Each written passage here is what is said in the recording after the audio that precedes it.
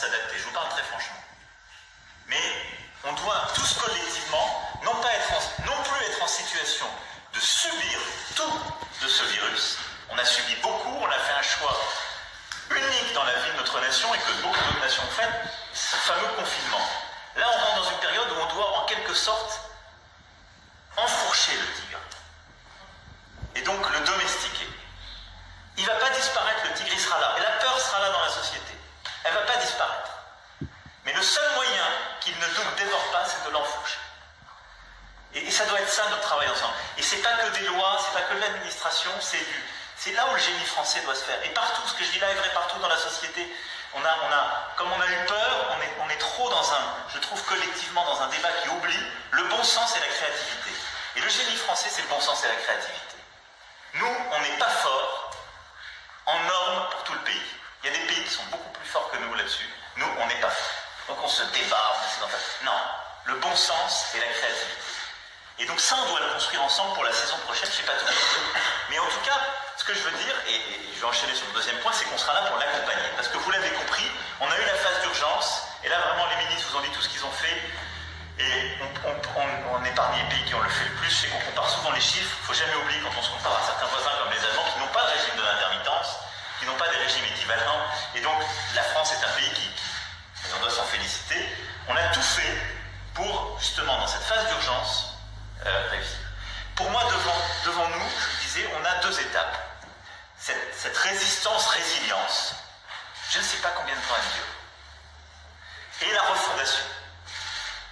Et moi, j'ai bien aimé ce que plusieurs d'entre vous ont dit en disant, moi, je ne sais pas s'il faut un monde d'après, parce que le monde que je connais, qu'on a quand même contribué à créer, il n'est pas si mal. Je suis assez d'accord avec vous. Mais il y a des tas de choses qu'on a envie de changer aussi, et c'est une opportunité, ce temps suspendu. Mais soyons clairs, cette refondation, elle a commencé dès maintenant. On est déjà en train de l'inventer. Et ce temps de résilience-résistance, il sera fécond en ce qui nous permettra, quand on aura plus de liberté, de ne pas oublier tout ce qu'on aura appris dans cette période de traumatisme, ça a été très bien dit, mais aussi d'autres façons de faire. Alors, pour réussir dans ce temps de résistance et de résilience, je crois que ce qu'on doit faire, c'est, en quelque sorte, assumer de protéger. Et je le dis là, dans la philosophie que je viens de dire, pour moi, c'est pas protéger pour anesthésier, c'est pas protéger pour dire il n'y a plus rien à faire, c'est protéger pour redonner de la confiance et se projeter. C'est un peu un pacte de confiance que j'ai envie de faire avec le monde de la création, mais je crois avec toute la nation. Et donc c'est vrai que si on faisait comme d'habitude, on calculerait, on essaierait de mettre au cordeau, et il faut le faire quand on essaie de bâtir les choses. Mais là, il faut qu'on arrive à libérer toutes ces énergies créatrices en redonnant de la confiance et de la visibilité. J'y reviendrai parce que moi j'attends aussi, je vais attendre beaucoup de vous. Je vous ai entendu, c'est unanime, et je l'ai entendu, il y a le sujet de l'intermittence. C'est Catherine qui disait que ce mot était bizarre, Nora, parce que ça ne correspond pas à ce que vivent celles et ceux qui sont dans la culture, qui soient artistes, techniciens. Au fond, c'est de dire, on a quelques heures de travail qui sont reconnues, parce que c'est vrai que les heures qu'on compte pour l'intermittence ne représentent pas tout ce qu'un artiste ou un technicien fait en dehors de ce temps où il est devant un public. Mais ce qui est clair, c'est que beaucoup ne pourront pas faire leurs heures là. Il y a eu cette neutralisation que Franck a évoquée qui était importante. Moi, je veux qu'on s'engage à ce que les artistes et techniciens intermittents soient prolongés d'une année au-delà des 6 mois où leur activité aura été impossible et dégradée, c'est-à-dire jusqu'à fin août 2021. C'est très compliqué, c'est très exorbitant du droit commun. Et donc il faut que le ministre de la Culture et la ministre du Travail ils bossent ensemble. Ma conviction en faisant ça, c'est que je vais donner, c'est cette fameuse année blanche, je vais donner suffisamment confiance pour que quasiment on n'en ait pas besoin. Je vais vous dire pourquoi, parce que je pense qu'on va donner, par ailleurs avec beaucoup de projets, les heures qui permettront de créer et à tous ces artistes et ces techniciens de ne pas activer ces dispositifs. Mais ce que je sais, c'est qu'il y a une précarité immense, sinon, et une forme d'effondrement, comme ça a été dit par Aurélien, psychologique, en tout cas de perte de confiance, qui fait que sinon, on n'y arrivera pas. Et donc, sur l'intermittence, avançons dans ce dispositif qui est en effet unique, et ok, on y va, on s'engage. Sur les artistes-auteurs, donc qui bénéficieront de l'exonération de cotisation pour 4 mois, Mais comme les ministres l'ont dit, le ministre de l'économie et de la culture puisse mettre en œuvre justement tout ce travail pour permettre l'éligibilité au fonds de solidarité pour les TPE, les indépendants. Il a été très doté. Il faut vraiment que tous les acteurs soient là. On a besoin que les régions viennent contribuer de manière efficace à ce fonds. Mais il y a un besoin de simplicité et d'accès. Et donc, ça a été dit, il y a plein de contraintes administratives, mais je pense que si les ministres se mettent ensemble, en mettant peut-être un petit guichet, une petite équipe dédiée, ce serait formidable. La troisième chose, c'est tout ce dont on a besoin pour préserver la diversité culturelle française. On a des associations, des entreprises culturelles dont l'activité est empêchée ou dégradée et qui vont pouvoir bénéficier de dispositifs d'accompagnement au-delà de la fin de la période de confinement. Et ça, c'est absolument indispensable parce que la reprise d'activité, ce ne sera pas une activité normale. Et donc, compte tenu de la fragilité de beaucoup de structures, c'est pas quelque chose qu'on peut leur faire assumer. Et donc, il y aura des aides, ça a été dit, les ministres sont revenus, qui vont continuer, qui seront adaptées. L'État sera également présent avec un apport en fonds propres, avec la Banque publique d'investissement, l'IFSIC. Quel est le but? Ça a été très bien dit tout à l'heure, je pense que Catherine, quand elle a pris la parole aussi, qui était de dire, pour que les petits festivals, les petites structures puissent véritablement bénéficier de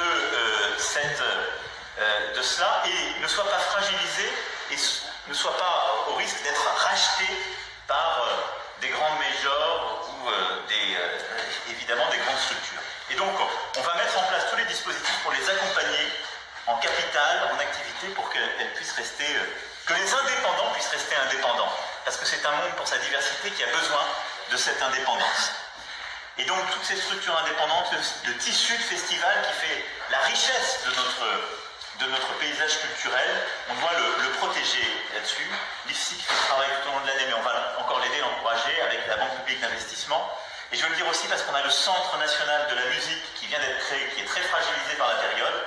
Et donc je veux qu'on puisse le sécuriser là-dessus et qu'on puisse le redoter à hauteur de 50 millions d'euros et que le ministre puisse porter avec le CNM tout ce qui est indispensable à cet égard. Et je pense qu'on a besoin là aussi, je fais un appel à toutes les collectivités territoriales, on a besoin que les régions, que les grandes villes, les métropoles puissent s'engager autour de cela parce qu'elles sont souvent les partenaires de ces associations et de ces festivals et qu'elles nous accompagnent dans cette bataille.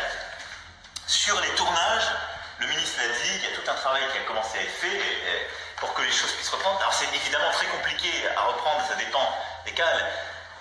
Cette distance sociale, toutes les règles, c'est énorme, et puis les limites en nombre, j'en ai bien conscience, donc ce sera très dur de reprendre des tournages de manière concrète, sauf quelques exceptions, avant la fin mai.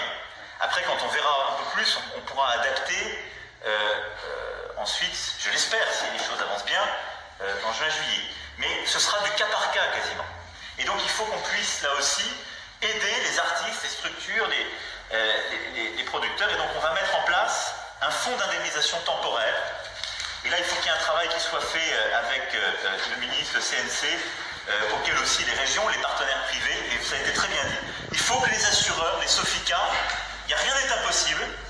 Et donc vous me l'avez dit à très juste titre, et donc on va les engager et les mettre devant leurs responsabilités. Il y a un écosystème qui vit quand même du monde du cinéma tout au long de l'année.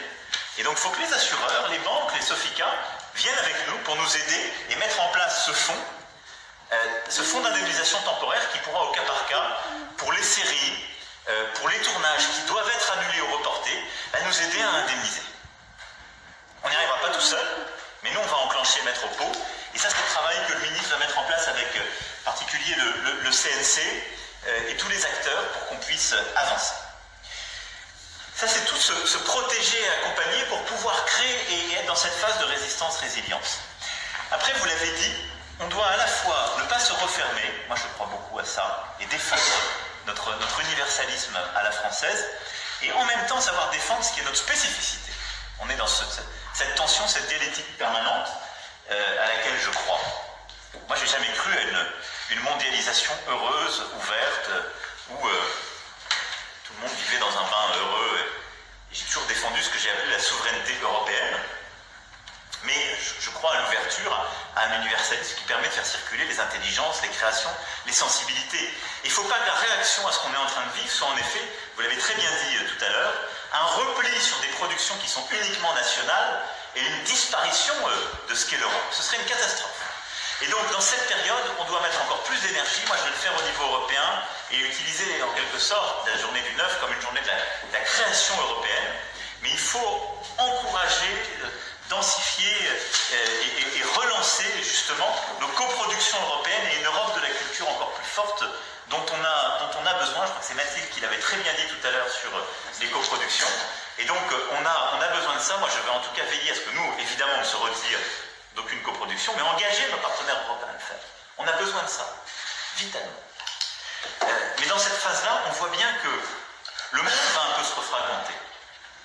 Et donc, on a besoin aussi de défendre ce qu'est cette exception française, cette force de création européenne. Et je crois que, ça vous l'avez très bien dit, on a besoin de défendre une créativité à l'européenne.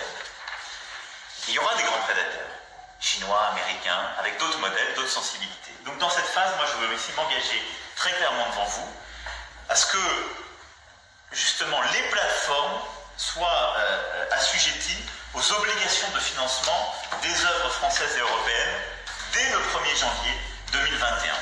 La directive SMA le permet et, comme le ministre l'a dit, on va passer plus vite, plus en force. Vous l'avez demandé tout à l'heure et je m'y engage à ce que cette directive SMA soit transposée avant la fin de l'année. Je souhaite que le ministre, avec le CNC, puisse constituer une task force de négociation pour agir très rapidement, régler tous les sujets qu'il y avait encore en suspens, mais pour qu'on puisse aller très vite et très fort là-dessus, parce que ce sera une contribution de ces plateformes à notre création, ce sera une protection aussi de notre écosystème. On doit aussi, dans cette période, réussir à protéger nos catalogues d'œuvres cinématographiques françaises de toute la revente en quelque sorte des acheteurs non européens. Ce modèle européen, il faut aussi le protéger dans son modèle de création contemporain. C'est la directive SMA qui nous y aide beaucoup. Ça va être tout l'arsenal qu'on a avec aussi le ministre de l'économie et des finances. Ça doit être la protection de nos catalogues. Et puis face à la concentration en cours au niveau mondial, portée par des géants américains, chinois, l'échelle de notre riposte doit être vraiment industrielle et européenne. Et là, je sais que la ministre du Travail, le ministre de l'économie et des finances, le ministre de la Culture sont très attachés à ce qu'on dise. On doit vraiment structurer ces filières, réussir à rendre plus forte notre capacité à créer, et donc avoir aussi une approche qui est, pour une partie de ces familles de création, je dirais aussi économique. Il faut assumer la créativité qu'on a d'un côté et la capacité à structurer une force de frappe économique de ces industries culturelles et créatives auxquelles nous croyons. Il y a eu un très gros travail qui a été fait avec l'ensemble des métiers justement et de ces industries culturelles et créatives. Et donc on doit assumer dans ce contexte au niveau européen aussi de peut-être mieux structurer les choses, renforcer encore les financements et à l'état. Vous l'avez compris, moi je suis prêt dans cette période à ce qu'on engage encore plus, y compris d'un point de vue budgétaire, et là vous l'avez très bien dit, de toute façon c'est le budget de la nation, donc il est toujours financé quelque part, mais parce que je pense que c'est une partie de notre réponse à la crise, et qu'elle est vitale, morale, aussi économique, comme on le voit dans tous les secteurs, et donc il faut l'assumer. Mais je l'ai dit, et ça contribue à la fois de la résilience et de la refondation. Il faut qu'on arrive dans cette période, et c'est un peu cette idée de pacte moi, que je vous propose, et de confiance, pour qu'on arrive à enfourcher ce fameux tigre tous ensemble. C'est que moi aussi j'attends beaucoup du monde culturel. Au fond, dans cette période qui commence, et c'est pour ça que j'aime pas cette idée d'année blanche, parce que ce serait l'idée d'une année qui ne fait rien. Je reprends le principe pour que ce soit clair pour tout le monde et que ça rassure les intermittents. J'ai adoré l'idée tout à l'heure, je ne sais plus qui l'a dit, d'année bleue ou d'année rose. Je ne sais pas si c'était une référence à Picasso. Mais au fond, moi je fais confiance à tous les intermittents. Et il se trouve que moi j'ai besoin de gens qui savent faire des choses inventées pour nos jeunes. Et je vous livre le problème tel qu'on va l'avoir dans la vie de la nation. Nous avons des écoles qu'on va progressivement ouvrir. Et on va organiser le temps de l'école totalement différemment. Dans les semaines qui viennent, c'est maintenant, hein, on ne va pas un truc pour l'année prochaine. Et on va devoir mettre du sport, de la culture à l'école. On va avoir besoin d'intermittents, de créateurs, d'artistes, de très grands artistes d'ailleurs qui ne sont pas intermittents et d'intermittents qui sont créés. Et c'est partout en France. Et c'est maintenant. Et donc moi, si vous êtes d'accord, j'aimerais qu'on active entre les ministères cette plateforme très concrète.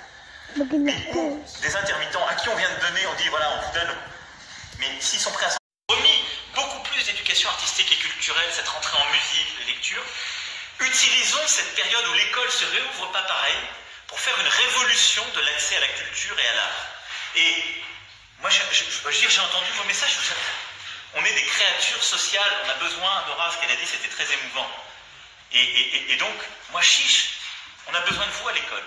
Ce sera des petits groupes de 10 enfants, mais si vous êtes prêts à donner deux après-midi par semaine, on va le structurer, trouver les bonnes façons administratives. Moi, je m'en fiche, je ne suis pas le pro des formulaires et ça ne m'intéresse pas. Mais on va trouver les moyens de les comptabiliser. Mais on a besoin de ce souffle et d'aider nos enfants et en même temps de redonner une raison de vivre à des tas de femmes et d'hommes dans notre pays qui portent la culture, qui y croient, qui en ont besoin. Et quand je dis de femmes et d'hommes, qu'ils soient artistes, qu'ils soient techniciens ou autres. Ce moment, jusqu'à juillet, est essentiel. Ensuite, on va devoir sans doute réinventer notre été, dans la vie de la nation. On va devoir réinventer un été différent de peut-être d'autres formes de colonies de vacances qui sont à repenser. Je vais vous le dire très simplement, on a des millions d'enfants, de jeunes, d'ados, qui ne pourront pas partir loin en vacances, qui d'ailleurs souvent, quand ils étaient issus de l'immigration ou venant de familles binationales, avaient pour habitude de partir pendant plusieurs semaines ou plusieurs mois au pays, et qui ne pourront pas le faire. Souvent dans les quartiers les plus pauvres, dans nos banlieues, dans d'autres quartiers de la République. On leur a déjà demandé un effort énorme avec ce confinement. Et ils pourront parfois pas retrouver cette forme de respiration qui était dans leur temple. Et de manière, de toute façon, pour toute la nation, on ne pourra pas vivre ses vacances comme d'habitude. On doit en faire un été apprenant et culturel. Et donc là aussi, on ne pourra pas faire les festivals, on le sait bien, les grands festivals, on a d'ailleurs donné le confort pour les annuler. Mais rien ne nous interdit d'inventer autre chose. Dans des formes plus petites, avec pas de public ou moins de public, avec des groupes différents, mais avec des jeunes qui pourront venir par... Je veux dire, rien n'empêchera, à mon avis, sauf si vraiment ça repart complètement, et ça on le saura début juin.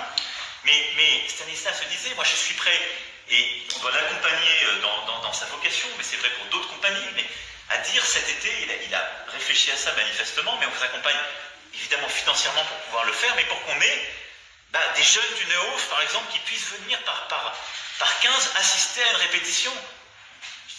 On va changer leur vie si on arrive à faire ça. Il y a des tas de trucs que vous avez déjà fait le reste de l'année, mais j'aime pas ce mot de structurer, mais on doit collectivement organiser partout sur le territoire. Je suis profondément convaincu, et nos concitoyens ont tous besoin de cela, et c'est très concret. Et donc, j'assume ce grand écart entre une forme d'idéalisme qui peut paraître naïf, et que je crois résolu, et une forme de pragmatisme de la réponse économique et sociale. Je repensais, et je l'évoquais avec quelques-uns l'autre jour, aux phrases que Simon Leys avait sur Robinson Crusoe. J'ai parfois évoqué en disant que les vrais idéalistes sont des grands pragmatiques. Le jour d'après, il doit nous faire penser, et on le pense déjà, notre vulnérabilité, etc. Mais je crois que Simon Leys, il y a cette formule, il dit quand Robinson part, il ne part pas avec des grandes idées de poésie ou de récit, il va dans la cale chercher ce qui va lui permettre de survivre. Du fromage, du jambon, des choses très concrètes. C'est l'aspect confiance que j'ai dit ensuite. Pour pouvoir ensuite inventer quelque chose et créer. Et il y a dans l'enseignement de Robinson quelque chose de ce qu'on vit. Robinson, quand le naufrage est là, il ne se prend pas les mains dans la tête en essayant de faire une grande théorie du naufrage. Sinon d'ailleurs nous n'aurions jamais écrit le récit de ces miracles. Il prend d'abord du jambon, du fromage, mais il a en lui cette capacité à réinventer une histoire unique. Je crois qu'on a ça.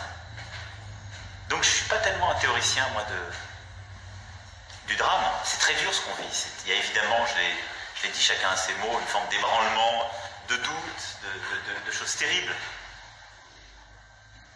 Mais on a en nous une forme de résilience et de capacité à se réinventer. C'est ça qu'on doit s'offrir. On doit se l'offrir à nous-mêmes. Et donc il y a à la fois ce grand pragmatisme et cet idéalisme. Voilà ce que je voulais vous dire. En conclusion de notre échange, je voulais vous remercier infiniment pour d'abord d'avoir préparé cette discussion et d'avoir accepté d'échanger. Elle vous appartient maintenant sur ce que vous avez dit vous. Ça vous appartient et dans ce que vous voulez en dire à l'extérieur. Et je vous le laisse. Et si vous voulez le rendre public, on l'assumera. Ce que je dis là, moi, est public. Et le ministre ensuite fera un point très détaillé de tout ce qu'on va lancer, et les ministres aussi. Ce que je vous propose, c'est qu'on puisse avoir un temps de rendez-vous là, dans quelques semaines, un peu au début de l'été. Parce que ce que je vous ai invité à faire, le petit groupe qu'on improvisé là qu'on a fait, poursuivons-le, parce que c'est quelque chose qui est non institutionnel. Il y a un énorme travail qui est fait avec l'ensemble de vos représentants. Il y a d'ailleurs, moi je pense aussi au métier d'art, au monde du patrimoine, à beaucoup de familles qui n'étaient pas forcément autour de la table aujourd'hui, avec lesquelles on travaille et je fais d'autres rencontres. Mais cet échange, poursuivons-le. Ayons un point de rendez-vous voilà, au début de l'été. Mais agissons dès maintenant et pensons l'après. Voilà, je ne serai pas plus long. Merci.